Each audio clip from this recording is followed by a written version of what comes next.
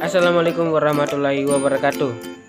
Perkenalkan, nama saya Krisno Demalilin dari Fakultas Ekonomi dan Bisnis, dan saya dari jurusan Kewirausahaan S1 Universitas Negeri Makassar. Pada kesempatan kali ini, saya dan rekan tim saya atau rekan kelompok saya di kelompok 1 akan menjelaskan sedikit atau sebagian dari materi manajemen pemasaran bisnis. Namun sebelum kita membahas jauh mengenai materi manajemen pemasaran bisnis itu sendiri, perlu kita ketahui bahwa sumber atau referensi yang kami jelaskan ini berdasarkan buku yang saya tampilkan di sebelah kanan saya, yaitu dengan judul manajemen pemasaran bisnis yang ditulis oleh Prof. Dr. Sofyan As-Sauri MA.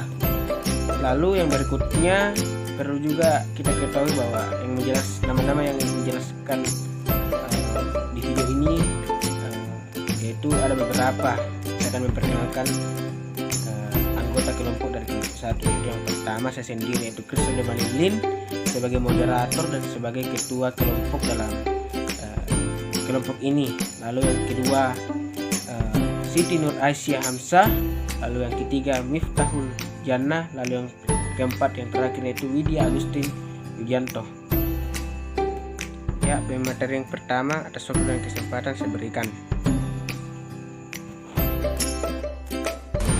Pengertian pemasaran. Menurut American Marketing Association, pemasaran diartikan sebagai hasil presentasi kerja, kegiatan usaha yang langsung berkaitan dengan mengalirnya barang atau jasa dari produsen ke konsumen.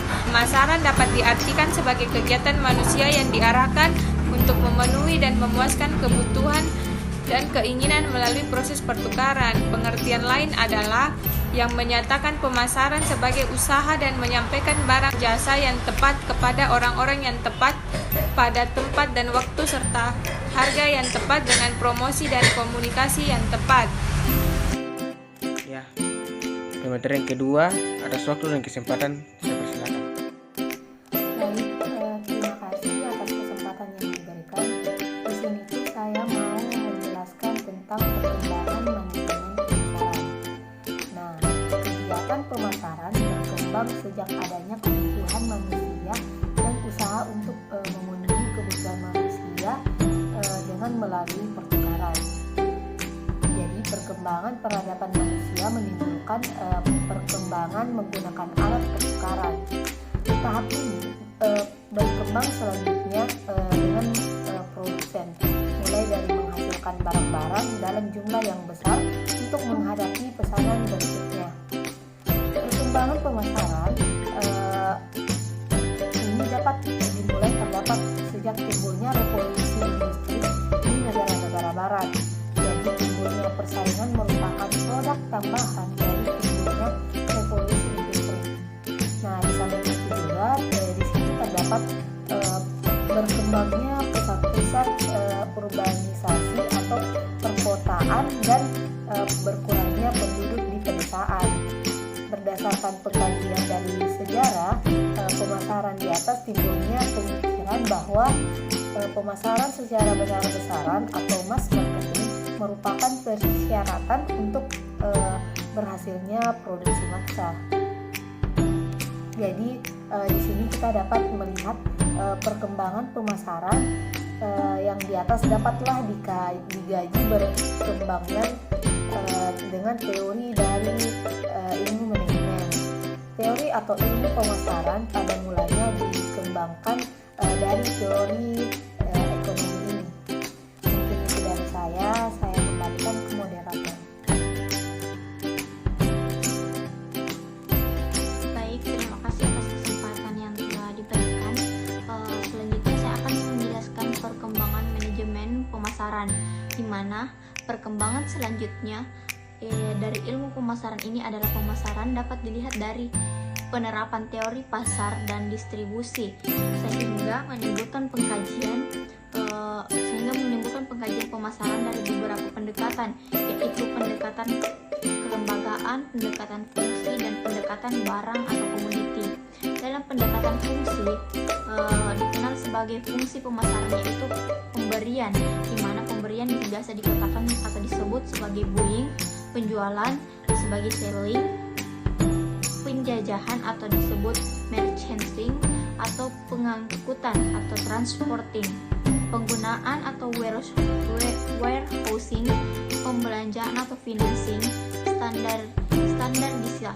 standarisasi dan grade atau standardization and grading, dan juga ada dikatakan penanggung resiko dan penginformasian pasar.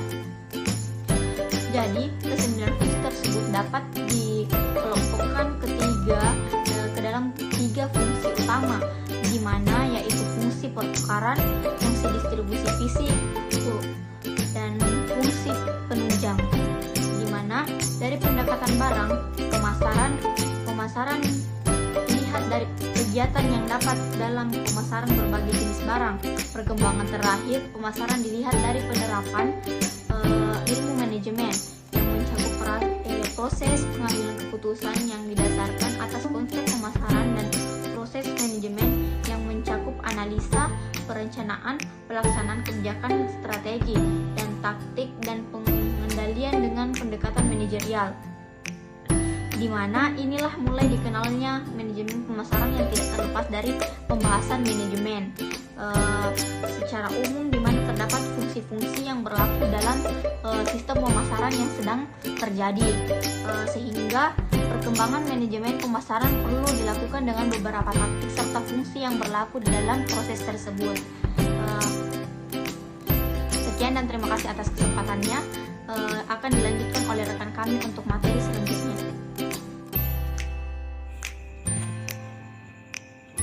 Ya, materi yang terakhir adalah ruang lingkup manajemen pemasaran. Yaitu ada beberapa faktor, yaitu yang pertama, filsafat manajemen pemasaran yang mencakup konsep dan proses pemasaran serta tugas-tugas manajemen pemasaran. Lalu yang berikutnya, faktor lingkungan pemasaran merupakan faktor yang tidak dapat dikendalikan pimpinan perusahaan. Lalu yang berikutnya, analisis pasar yang mencakup ciri-ciri dari masing-masing jenis pasar, analisis produk, analisis konsumen, dan analisis persaingan dan analisis kesempatan pasar. Lalu yang berikutnya, pemilihan sasaran atau target pasar yang mencakup dimensi pasar konsumen, perilaku konsumen, terus segmentasi pasar dan kriteria yang digunakan. Lalu berikutnya adanya perencanaan pemasaran perusahaan yang mencakup perencanaan strategi jangka panjang pemasaran perusahaan, perencanaan operasional pemasaran perusahaan, penyusunan anggaran pemasaran, dan proses penyusunan rencana pemasaran perusahaan. Lalu yang berikutnya,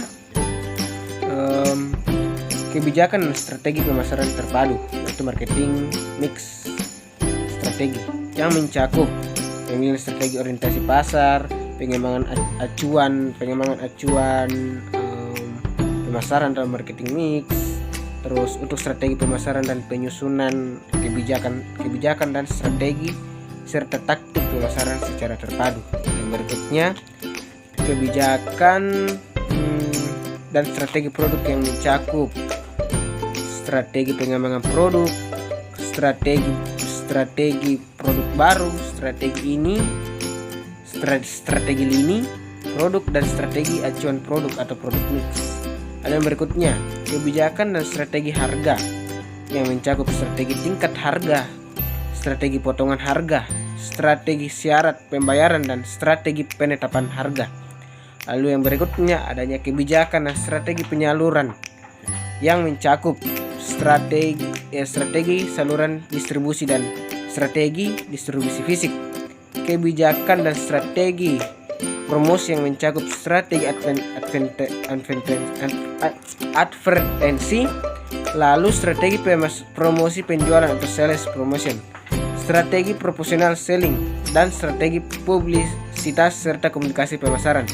Lalu yang berikutnya, organisasi pemasaran yang mencakup tujuan perusahaan dan tujuan bidang pemasaran, struktur organisasi pemasaran, proses dan iklim perilaku organisasi pemasaran.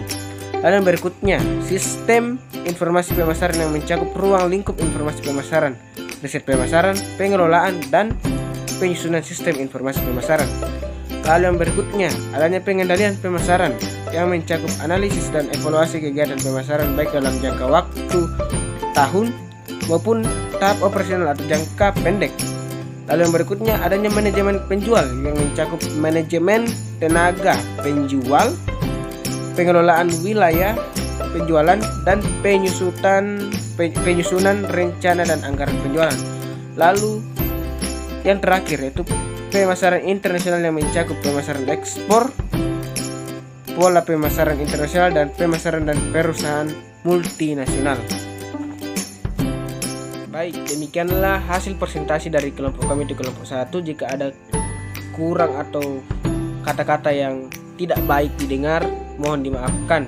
Saya sebagai moderator izin pamit. Assalamualaikum warahmatullahi wabarakatuh.